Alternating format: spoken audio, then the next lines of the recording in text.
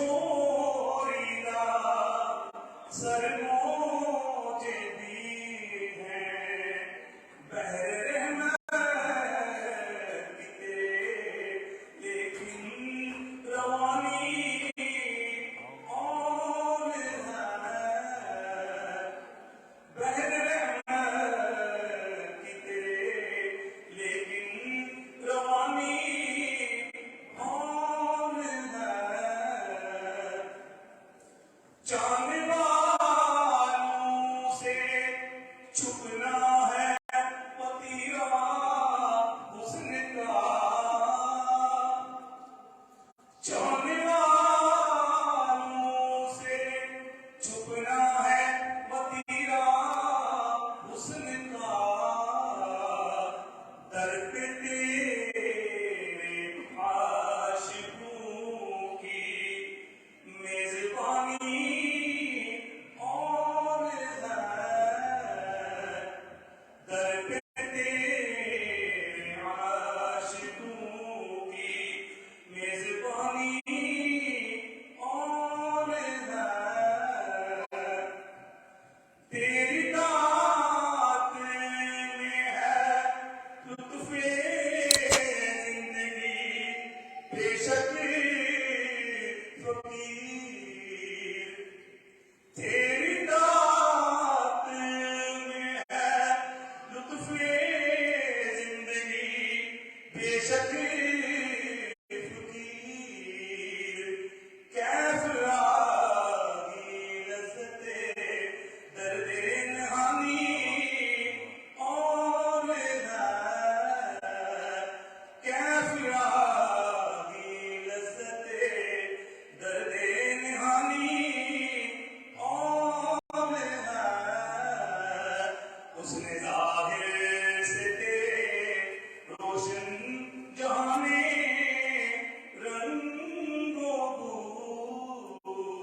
پر جمال باطنی کی زوفشانی اور ہے ماشاءاللہ جی، جزاک اللہ احسن الجزا. مائک کا احسن الجزا. کیا اس کو اٹھا میرا مائک کا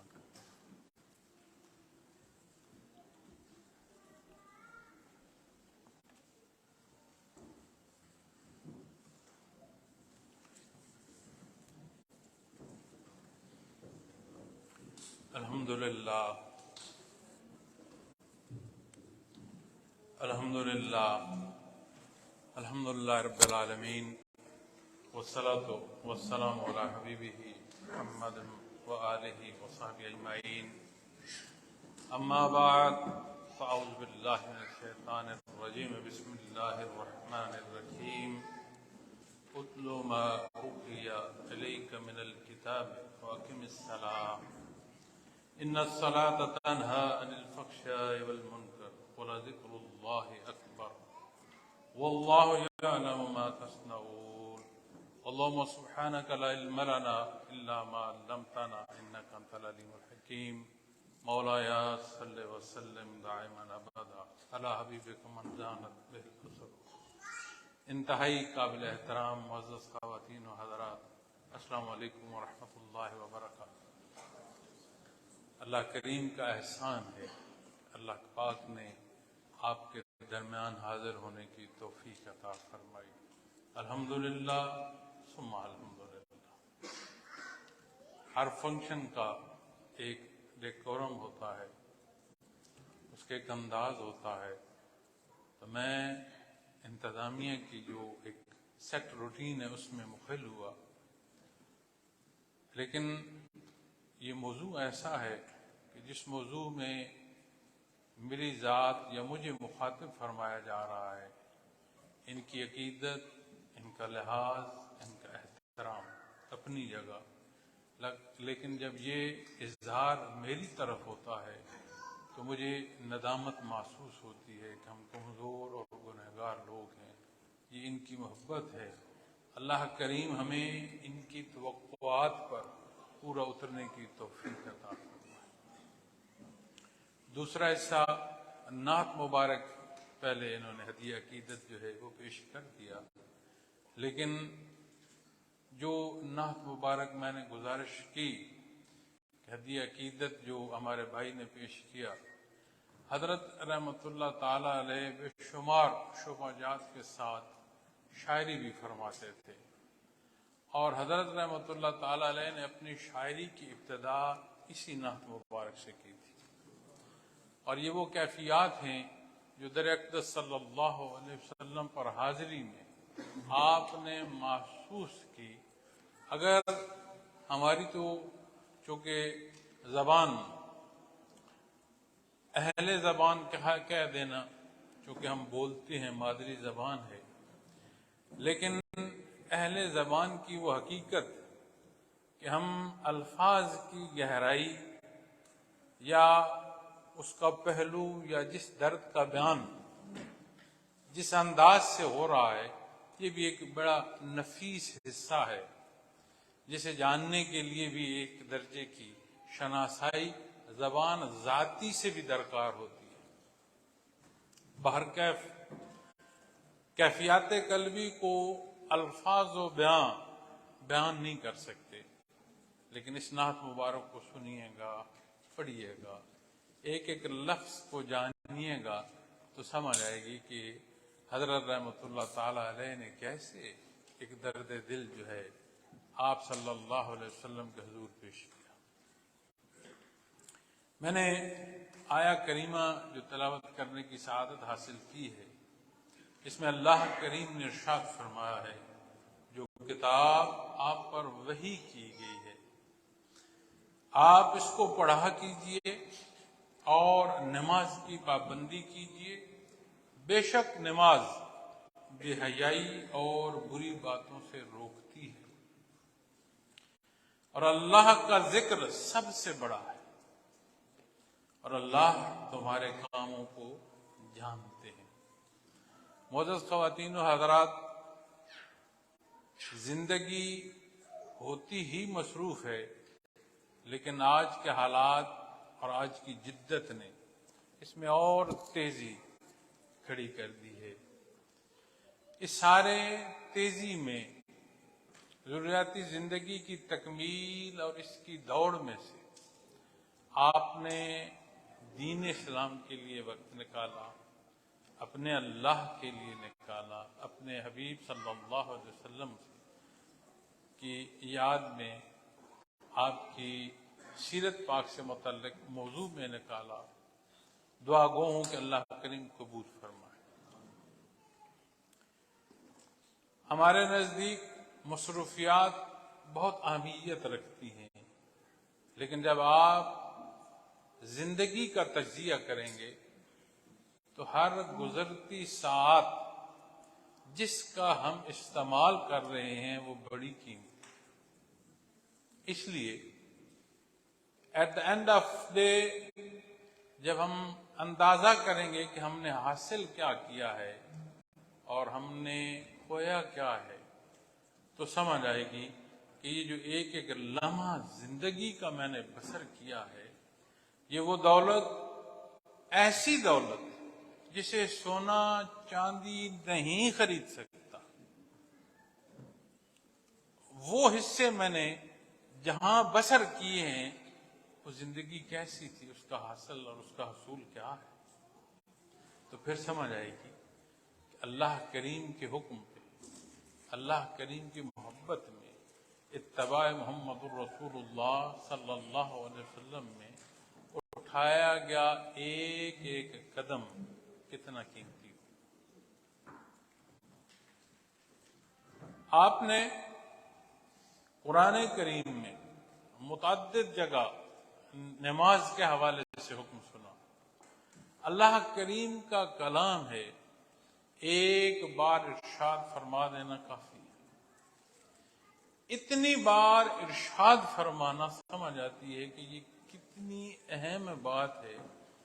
اس حکم کی اہمیت ہمارے زندگیوں میں کس درجے کی ہے، اتنی بار اللہ کریم نے یہ حکم دہرایا ہے، ارشاد فرمایا۔ قرآن کریم فرمایا جو کتاب آپ پر وحی کی گئی اس کو پڑھا کیجیے۔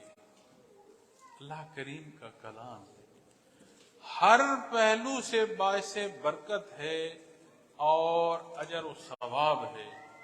قرآن کریم کی زیارت نصیب ہو، قرآن کریم کو پڑھنا نصیب ہو، چھونا نصیب ہو، سمجھنا نصیب ہو، اس کے اسرار و معارف یہ عقدہ اللہ کریم کھول دے کہ یہ حقائق سمجھ آئیں تو نور علی نور ہے ہر پہلو۔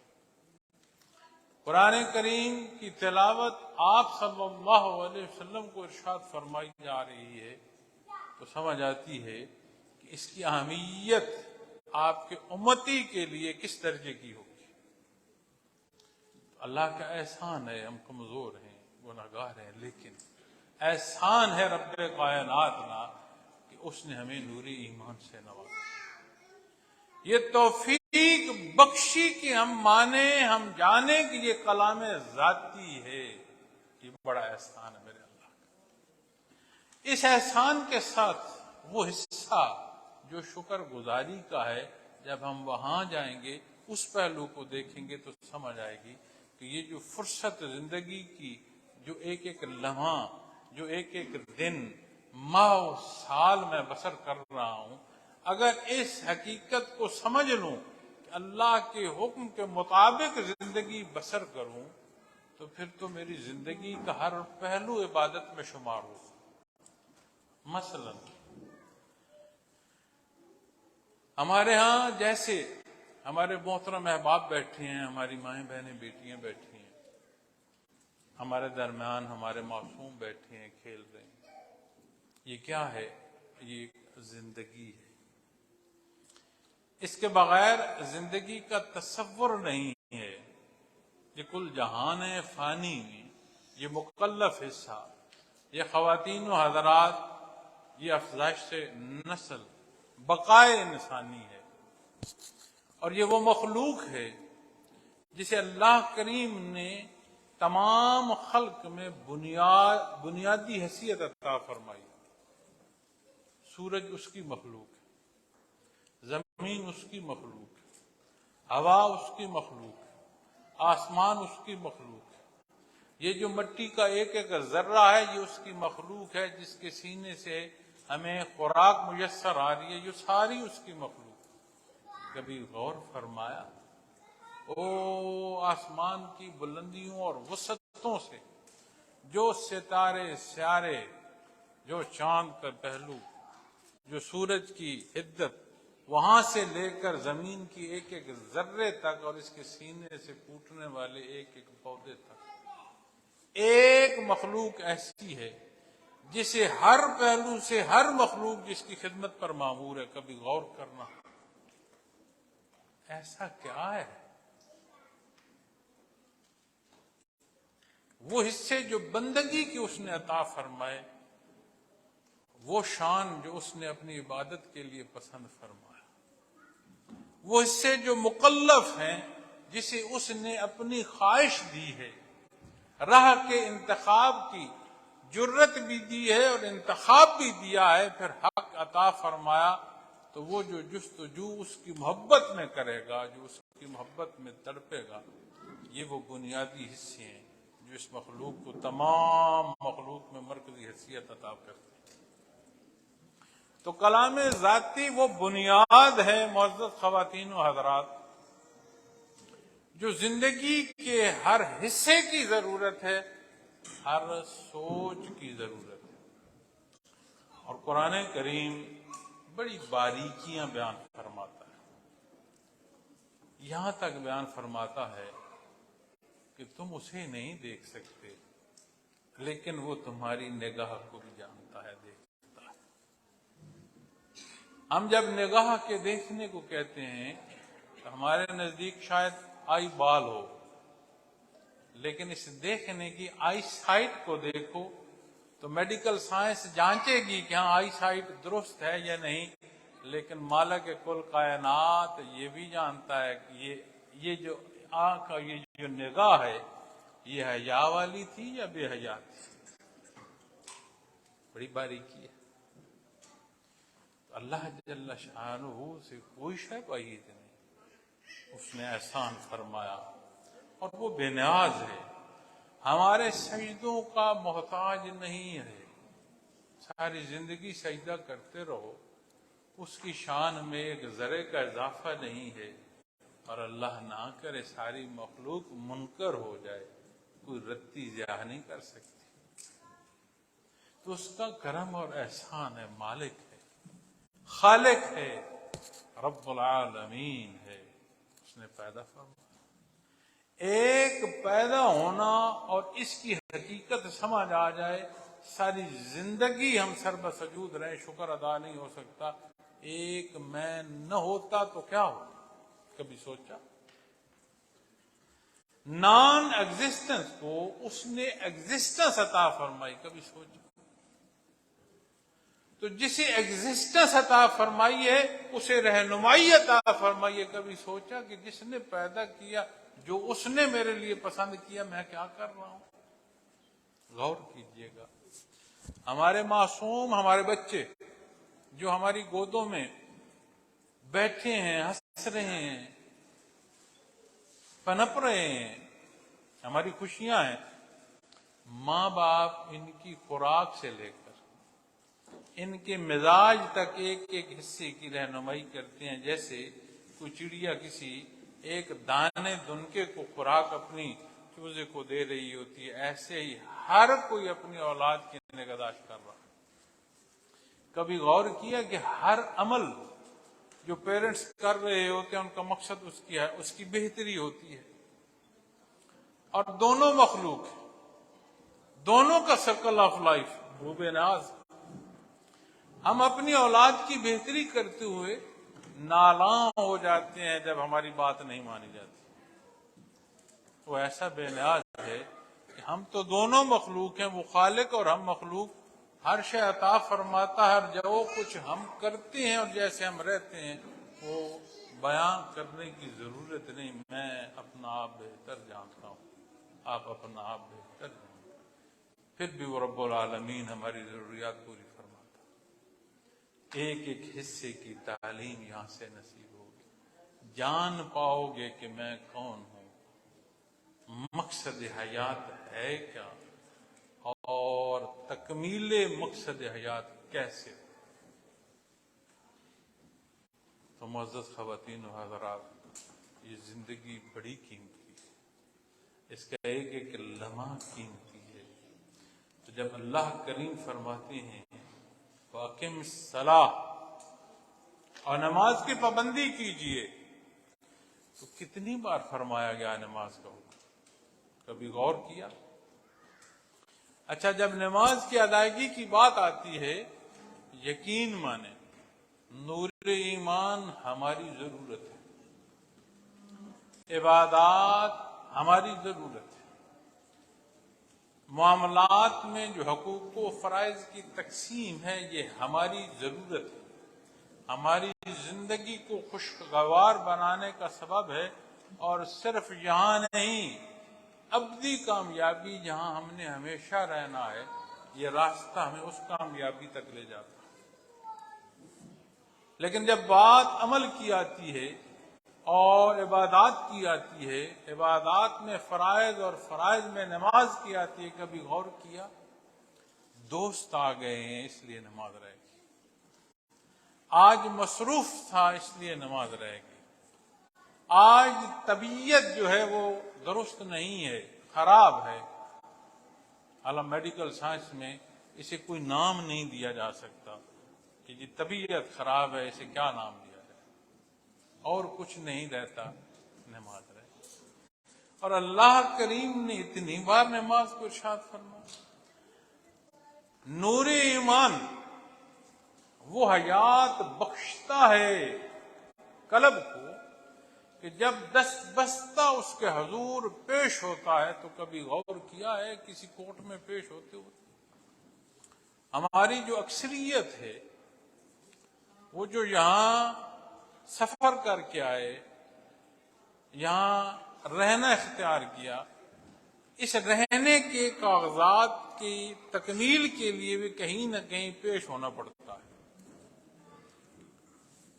تو جب وہاں پیش ہوا جائے مطابق کاغذات مکمل ہوں، ایک حدود و قیود میں پیش ہوتا ہے، اور جس مقصد پر پیش ہوتا ہے جب وہ حاصل ہوتا ہے، اس عارضی دنیا کی عارضی خوشیوں میں سے ایک خوشی بندہ محسوس کرتا ہے۔ تو کبھی ہم نے سوچا کہ ایک کاغذ کے لیے کسی کورٹ میں پیش ہونا، اور کتنی تیاری ہے، کتنی فوکس ہوتی ہے آپ کا مزاج، ذہن، اور فائل ورک کتنا مکمل ہوتا ہے، اور اس کا اثر ہماری زندگی پر کتنا پڑتا ہے۔ اور جیسا وہ انسان، جیسے ہم انسان، جیسے وہ محتاج، جیسے ہم محتاج۔ کبھی غور کیا کہ اس کے حضور جو کائنات کا مالک ہے، میں کیسے پیش ہو رہا ہوں؟ تو جو اس کی رضا کا مقصد لے کے اس کے حضور پیش ہوں گا، انہوں نے تو دیے ہوئے میں سے دینا ہے، وہ خود مالک ہے، ہر شے کا مالک ہے، ہر شے اس کی ہے، اور اسے مانگنا محبوب ہے۔ ہمیں تو کوئی مانگے تو تنگی ہوتی ہے نا، اسے محبوب ہے، وہ اجر اور ثواب بھی ساتھ عطا فرمائے۔ تو جو نماز کی صورت میں اس کے حضور پیش ہونا ہے، تو کبھی سوچے تو صحیح، دن میں 5 بار اس کے حضور پیش ہو، اپنی نماز میں دھیان رکھتے ہوئے، جو الفاظ، جو بھی ریسیٹیشن ہے، اسے سمجھتے ہوئے، اس کے معنی جانتے ہوئے، ایک لہجے کا یہ کیفیت کسی ایک حصے میں محسوس کر کے دیکھیں، سمجھ آئے گی کہ نماز کہتے کسی۔ پھر یہ حضوری وہ تعلق بندگی کا دے گی کہ یہ نماز برائی اور بے حیائی سے روکے گی۔ برائی اور بے حیائی فزیکل، نان فزیکل دونوں حصے داخل ہو جاتے ہیں۔ فزیکل برائی، نان فزیکل برائی، ان دو حصوں پہ ہر معاشرے کی غلطی کا اطلاق کر لیں، ان دو کے تحت آئے گی۔ مزاج میں 2 چیزیں ہیں، ایک ہے محبت، شوق، اس کے پہلو ہو سکتے ہیں، ذات سے ہو سکتی ہے، حیثیت سے ہو سکتی ہے، دولت سے ہو سکتی ہے، کسی فرد سے ہو سکتی ہے۔ ایک ہے شدت، دوسرے حصے کی جو غصے کی ہے، کسی کی بات سے ہو سکتی ہے، کسی کے رویے سے ہو سکتا ہے، کسی سے، کسی پہلو سے وہ اظہار جو شدت ہے، یعنی محبت اور شدت، یہ 2 پہلو بنیادیں ہیں مزاج انسانی کی۔ برائی کی 2 پہلو بیان فرمایا، فزیکل، نان فزیکل۔ مزاج انسانی کے 2 حصے بیان فرمائے، عرض کیے ہیں کہ ایک وہ حصہ جو محبت کا ہے، ایک وہ حصہ جو نفرت کا ہے، سختی کا ہے، شدت کا ہے۔ یہ 2 بنیاد ہوتی ہے۔ نماز کی ادائیگی وہ خشوع و خضوع عطا فرماتی ہے، وہ بندگی کی حقیقت سے عیاں کرتی ہے، پردے ہٹاتی ہے کہ بندہ اپنے مزاج پر اس حصے کا نفاذ کرتا ہے جو اللہ کو پسند ہے۔ اور نبی کریم صلی اللہ علیہ وسلم نے فرمایا بے نماز ہم میں سے نہیں۔ فرمایا بندے مومن کی پہچان ہے، فرمایا تقسیم ہے۔ کبھی ہم نے غور کیا اتنی بار قرآن کریم فرمایا۔ اس لیے جب تلاوت قرآن کریم کی بات آئے گی، ہر پہلو بابرکت کوشش فرمائیں اس کا ترجمہ سمجھیں۔ بھلے ایک آیت سے ابتدا کریں، تھوڑے 2 لائنیں تفسیر دیکھیں، سمجھ آئے گی میرا اللہ مجھے کیا فرما۔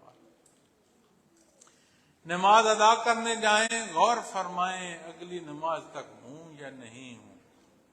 جو رکعتیں ادا کرنا نصیب ہے، اس خشوع و خضوع سے ادا کریں کہ میں اپنے اللہ کے روبرو۔ پھر دیکھیں اس کا اثر زندگی پر کیسے آتا ہے، یہ آپ کے ایمان کو کس درجے پر پہنچاتی ہے عبادت کہ آپ معاملات زندگی شہادت دیں گے۔ فرمایا وَلَذِكْرُ اللَّهِ اکبر، اور اللہ کا ذکر سب سے بڑا، اللہ اکبر، اللہ سب سے بڑا۔ لیکن مجھے نہیں پسند کہ میں اپنی مرضی چھوڑ دوں۔ اللہ اکبر، میرا دل نہیں چاہ رہا کہ میں حلال کے لیے کوشش کروں۔ اللہ اکبر، میرا دل نہیں مان رہا کہ میں آنکھ کو حیا کے پردوں میں رکھوں۔ اللہ اکبر، میرے ہاتھ پاؤں حق پر چلنے سے قاصر ہیں۔ پھر یہ کیسا اقرار؟ یہ عبادات کی ادائیگی اس درجے پر پہنچا دیں گی کہ یہ گہرائی دلوں تک اتر جائے گی۔ اللہ اکبر ولذکر اللہ اکبر، اللہ اکبر۔ جو عمل کرو گے سوچو گے میرے اللہ کیا پسند فرمائے۔ دا ڈے آف ججمنٹ، یہ سارے اعمال ہوں گے، میں ہوں گا اس کے حضور پیش ہوں گا۔ تو جو روز محشر کا ایمان ہے، وہ جو حساب کتاب ہے، حدود و قیود میں لا کھڑا کرے گا۔ عمل تو دور کی بات ہے، نیت تک صفائی ہوگی۔ آپ نہیں جانتے میں کیا سوچ رہا ہوں، میں نہیں جانتا آپ کیا سوچ رہے ہیں، لیکن بحیثیت مسلمان ہم سب جانتے ہیں کہ جو کچھ ہمارے دلوں میں ہمارا اللہ جانتا ہے۔ وہ جانتا ہے جس کے حضور تمام مخلوق نے پیش ہونا ہے۔ وہ جانتا ہے کہ جس کے حضور پیش ہو کر بادشاہ بھی کہیں گے کہ حقیقی بادشاہ یا اللہ تیری ہے۔ جھوٹے دعوے دار بھی اپنے جھوٹ کا پردہ چاک کرتے ہوئے اعلان کریں گے، ہر چیز چاک ہو جائے گی جھوٹ کی۔ وہ تو جانتا ہے نا کہ ہم کیا سوچ رہے ہیں۔ تو یہ حضوری نصیب ہو اور پھر معاملات زندگی میں جائیں، کون کیا کہتا ہے یہ بات ثانوی ہوگی۔ پہلی بات کیا ہوگی؟ میرے اللہ نے کیا پسند فرمایا، میرے نبی کریم صلی اللہ علیہ وسلم نے میری رہنمائی فرمائی۔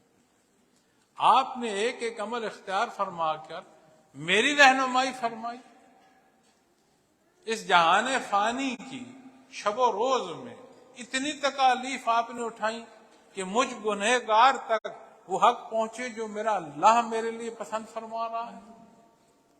ایک ایک عمل اس درجے کا ہوگا کہ ہم اس کا پیمانہ نہیں کر سکتے، کیونکہ جیسی بھی ادائیگی ہوگی ہماری طرف کمزور ہوگی۔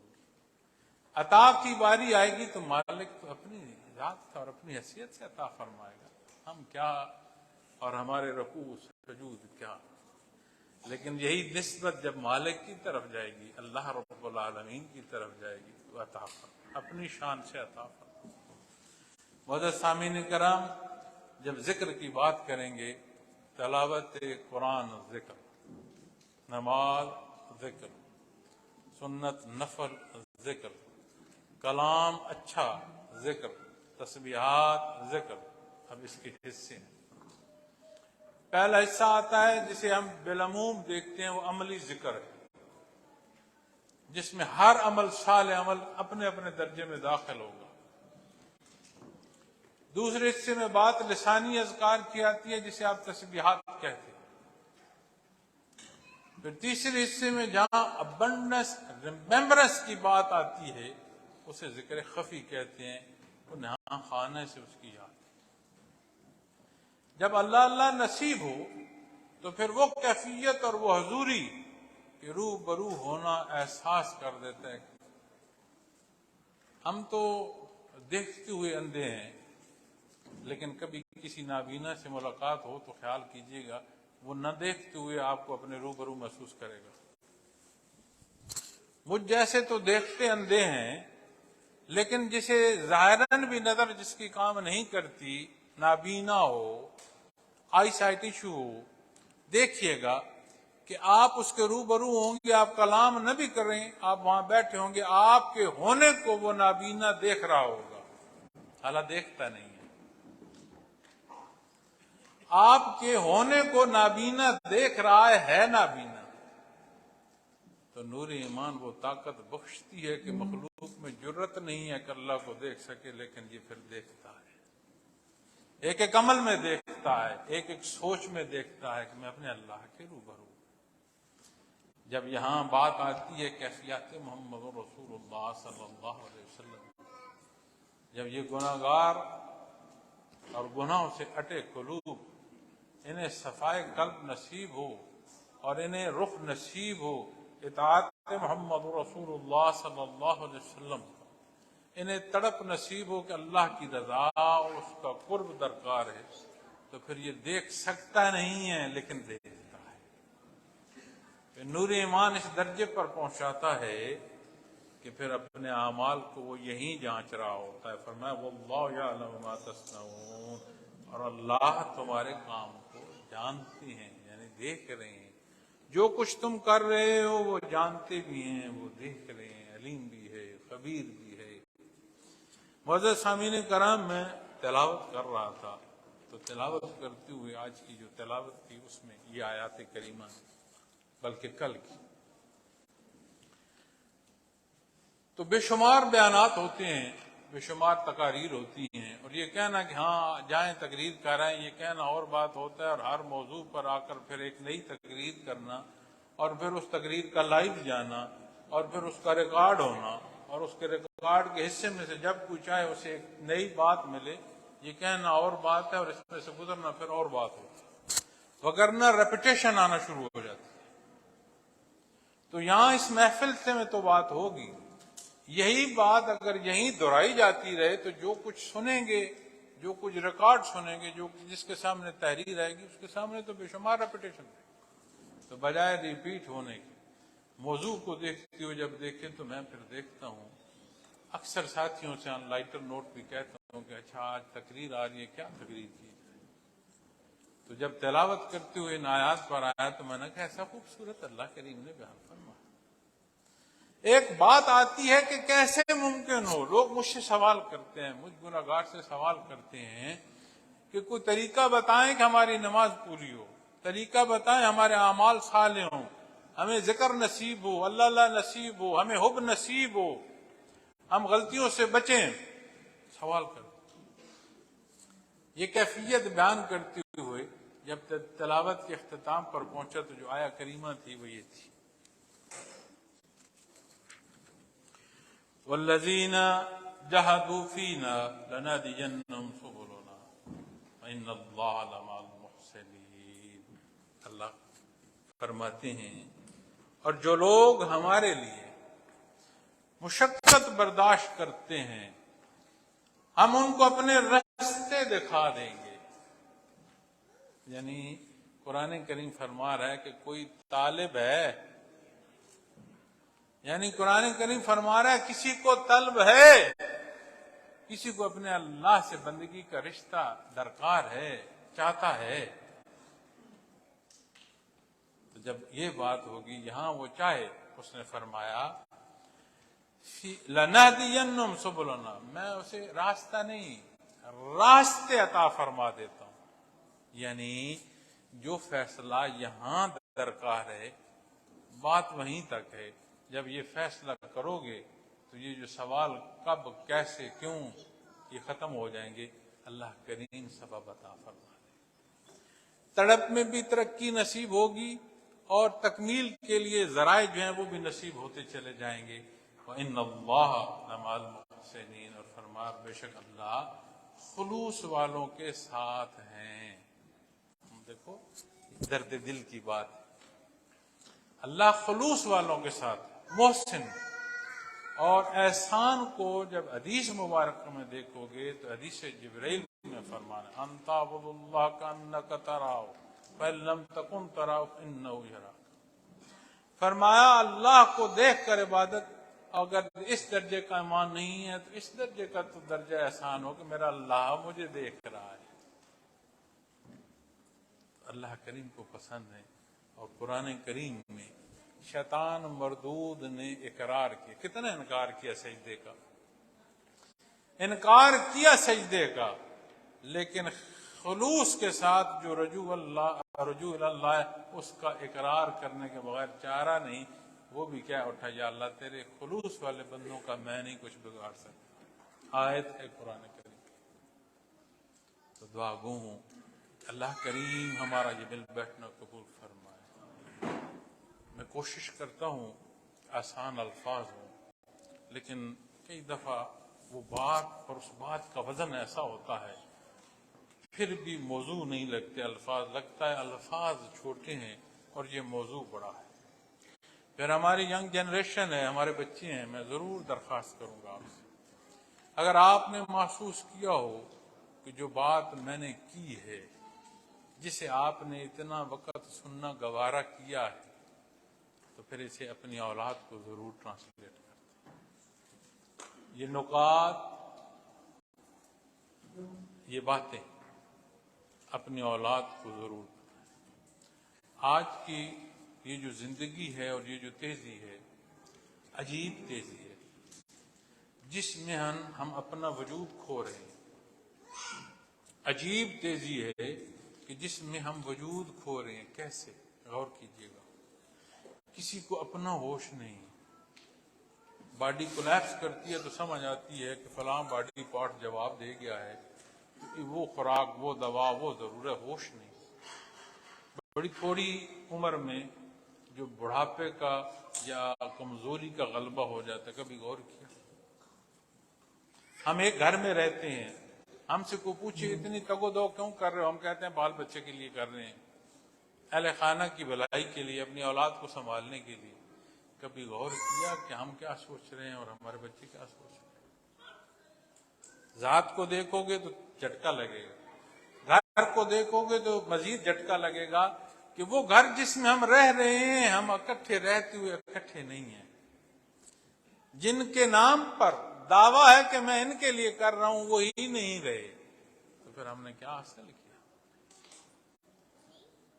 تو جدت سے اپنی ضرورت کے طریقے پر استعمال تو سمجھ آتی ہے، جدت کا نظر ہو جانا یہ سمجھ نہیں آتا۔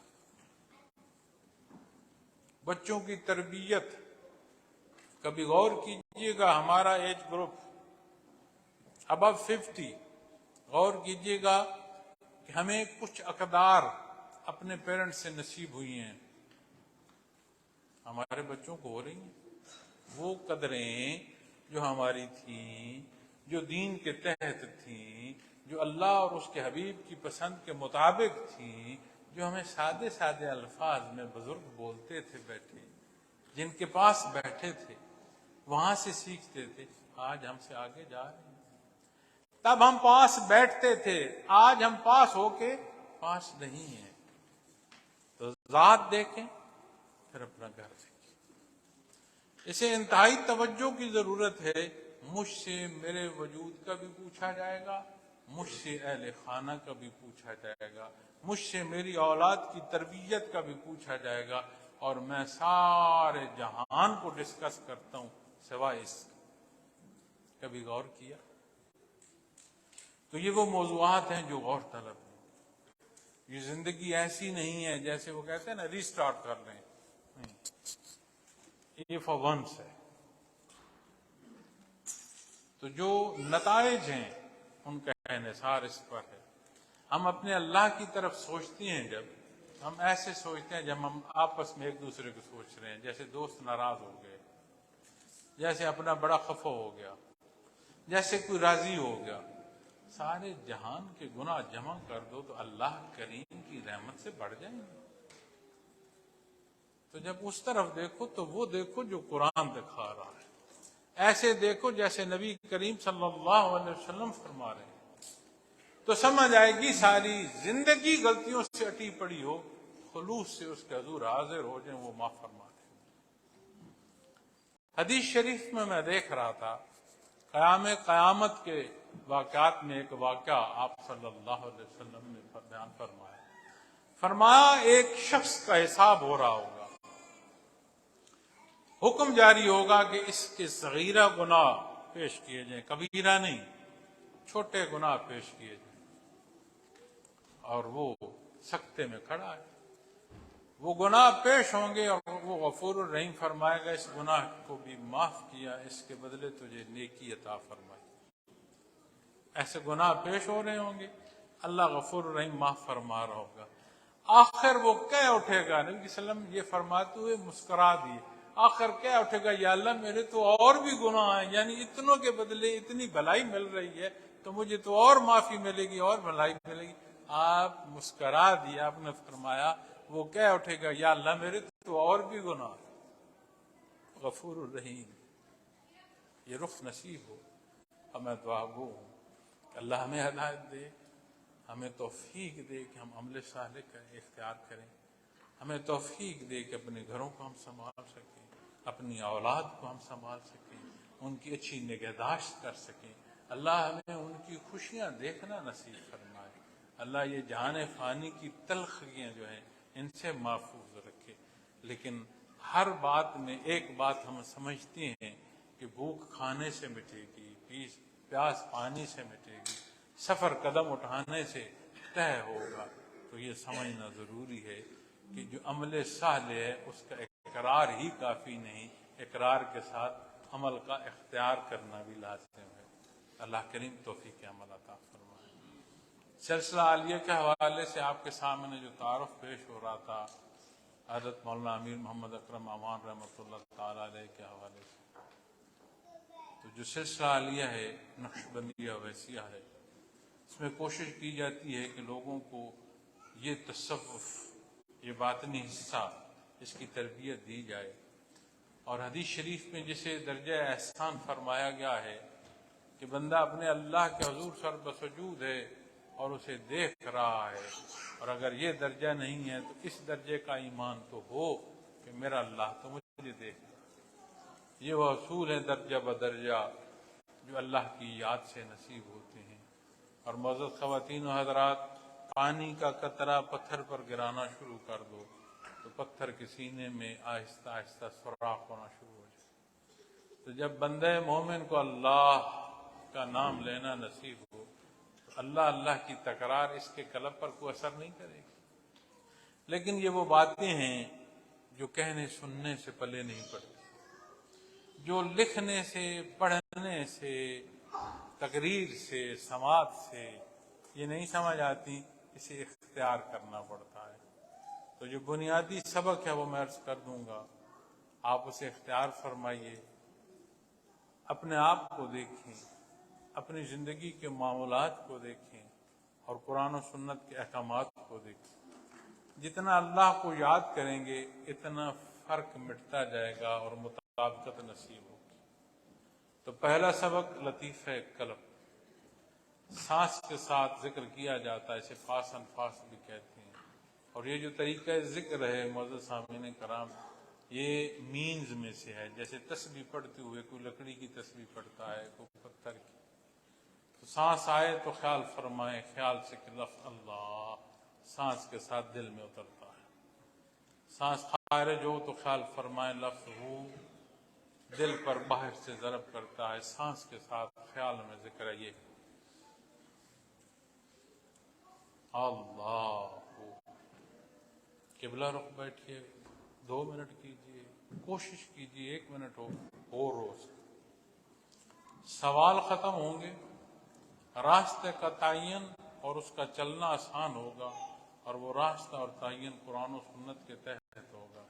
بات میری نہیں ہے، بات پیر صاحب کی نہیں ہے، بات اللہ اور اس کے حبیب کی ہے. اس کی برکت اس لیے نہیں ہے کہ میں اس کی برکت کا دعویٰ کر رہا ہوں، میں اس کی برکت کا دعویٰ اس لیے کر رہا ہوں کہ یہ میرے اللہ کا نام. اس کی برکت یقینی ہے. جب اللہ اللہ کرو گے یہ تمہیں روبرو کر دے گا. اللہ کریم کی معیت ہر شے کو حاصل ہے. کبھی محسوس کیا کہ میں اپنے اللہ کے روبرو ہوں؟ تو ایمان کی یہ ترقی، اس درجے کے احساس تک یہ حلاوت پہنچ جائے کہ میں اپنے اللہ کے روبرو ہوں، پھر باتیں ختم ہو جائیں. اللہ کریم میرا اور آپ کا حامی و ناصر ہو. شرف قبولیت اس آمد کو نصیب ہو، ہماری زندگیوں میں مثبت تبدیلی نصیب ہو. ہم اچھا اختیار کریں، اچھے کے لیے جئیں، اور ہم سے لوگوں کو اچھائی نصیب ہو. ہمارا کردار اس امت میں اتفاق پیدا کرے، ہمارا کردار انسانیت میں برجنگ کر سکے، ہمارا کردار ہماری نمائندگی گلوبلی کر سکے. اور جو سانسیں بچی ہیں اللہ توفیق عطا فرمائے کہ اس کی رضا میں بسر ہو سکیں. وآخر دعوانا الحمدللہ.